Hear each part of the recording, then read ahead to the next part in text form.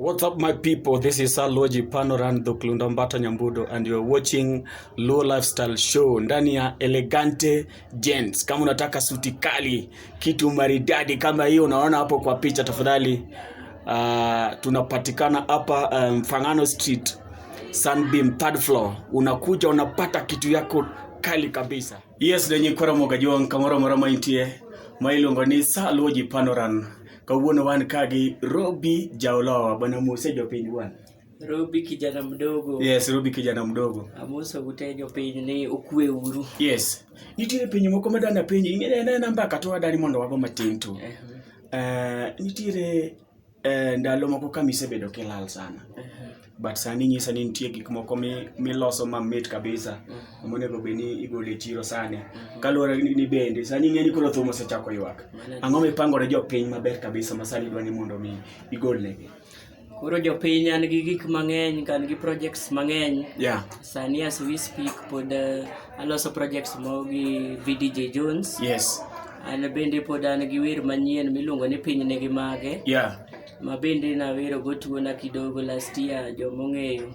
Nitie kaka na bedo matuo kidogo. Yeah, but actually what ang'o manotimore manomiwa ere gima notimore nikech chienga jomoko ne wacho ni mar Robby wiyo wilore kata Robby ang'o manotimore actually kinya pima jopiny mathin tu.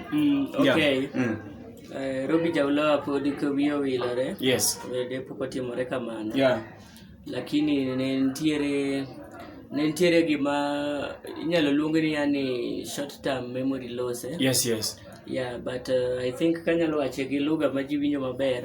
In short, ng'ato nokwanyo tipo na I'm suspecting.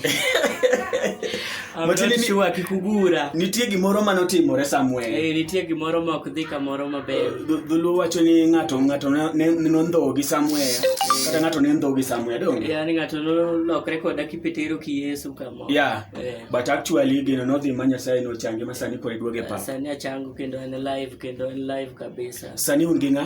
Sani as we speak na chunki an. Ma in gi band ni wuon? An gi band na wuon. Yeah. Malungore ga ni Team Safi Band. Team Safi Band. Yeah, but being ni koreka kendo wadoke field kama jaga babe kafadhina majalamo. Anyway majalamo ndio amenifundisha muziki manze. Yes. Nikafika hii place nimefika, so nimempatianga tu respect yangu. So lazima pia respect tu mausi. Respect tu hata kama nikiwa tu indoors na relax nisikia ako Benelux ama ako wapi. Yani kwote tu nakuja tunapiga tu show. Au sio? But mimi nimesimama kivyangu ana ngiband na kendo lungre ni Team Safi Band. Ingani kalore gi kaka pao ni bana nyithindo eri so much. Au eri kaki cooperate gi nyithindo. Eri kaki cooperate gi nyithindo matindo gi. Okay, nyithindo gi thona to lakini okay marache. Lakini as we speak to onge masema ko bade. Ma podin single. Podan single. Yeah. Kendo not ready to mingle but unsingle. In single but not ready to mingle. Not ready to mingle. But you can play. But I can play. Teach that yo kata anaginyathina by the way. Yeah. Anaginyathina an baba lola. Nyathina ntie milungo ni lola. Macheni koro sani Robby Jaulowa sani koro nego beni wa nying manyien miluongo ni Baba Lola. Thank you so much, Maze. This is Aloji Panoran, and you are watching a Low Lifestyle Show brought to you by one and only Aloji Panoran. Apane wapango ni chieng' moro mondo wabede interview mapoa, dong? Erokamano. Au sio?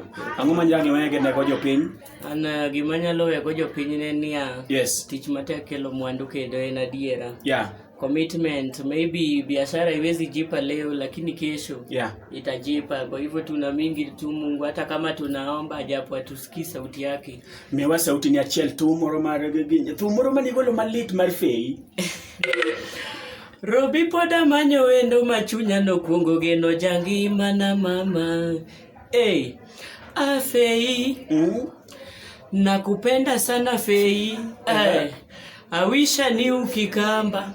Yes, hizo zingine sasa unaweza pata kwa YouTube channel yangu. Yes. Najiita Robby. Kama unataka ngoma yote ya Robby Jaulowa tafadhali hiyo Facebook channel mare kata YouTube not Facebook page but hiyo YouTube channel. Then ndiko kata Robby Jaulowa ibro yudo thumbe gete. Thank you.